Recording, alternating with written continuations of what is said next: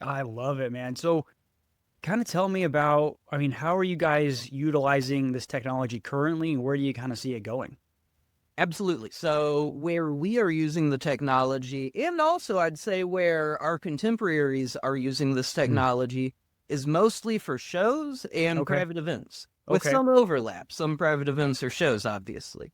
But as early as 2012, you Mm. really saw the stage shows Okay. show up, and that's in the West. In the East, in India, Prime Minister Narendra Modi, that's about when he started using these hologram projections for his political efforts. Mm. He literally would walk into a room built of nothing but green screens, and next thing you know, he is giving a speech to 30 different theaters across India as the hologram.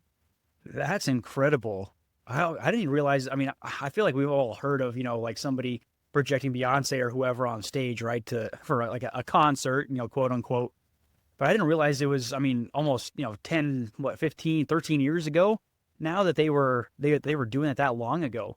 So, I mean, since it's primarily in the entertainment space right now, I mean, how accessible is this technology? I mean, to me, like it sounds like it'd be like crazy expensive, like super high tech, difficult to use. I mean, what's the deal here?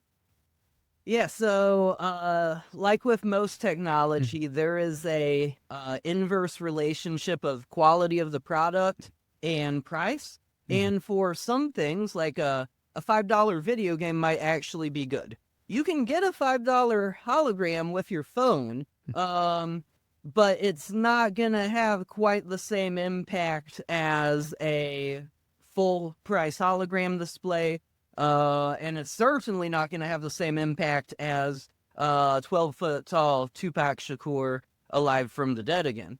That is the core problem, and that's what I believe the biggest potential I have to help in the space is. The technology is real, the technology is old, but with modern technology, it is more accessible than it has ever been. Okay. And if we play our cards right, we can make it where none of this is news to you. You have a hologram device, at least on your block, if not in your house. Fascinating. Wow. Okay. So I mean, like everything, it's becoming more and more accessible to, regular guys on the street like me. So where like I mean, how would, somebody like me or your everyday person be utilizing a hologram? Yeah, so there is the more obvious use cases, like Mm. video games is a big one people bring up. Mm-hmm. And actually, historically, some of the same physics has gone into arcade games that are borderline undocumented on the internet. It's funny how that Okay. works out.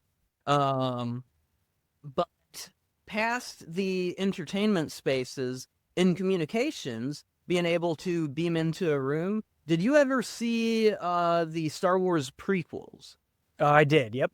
Yeah, you know how in the Jedi Council, which for any of the viewers who may not have seen those movies, basically the good guys are unionized. They're a big guild. You have these Jedi, they're across the galaxy, but they're beamed in as a hologram and they're able to interact in a much more tangible way Mm. than, say, a regular video call.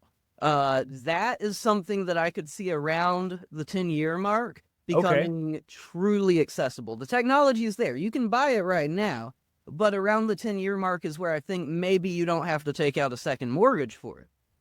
That's the goal anyway, right? Right, right. That's where I'm trying to help. So, tell me a little bit more specifically about you guys, like you and the team at HoloTable. Yeah. So, like, how have you guys been doing like the hologram thing? And I remember we were talking offline that you've made things. I mean, it sounds like a lot easier to use. So, kind of walk me through what you guys have been doing.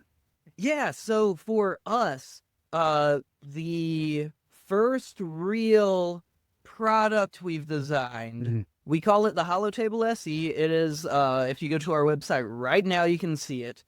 It is what I would call a medium-sized hologram display. Okay. So, first one I ever built back in 2017, same semester I discovered Michael Jackson, was a Right. tiny little thing about this big that sat on the phone.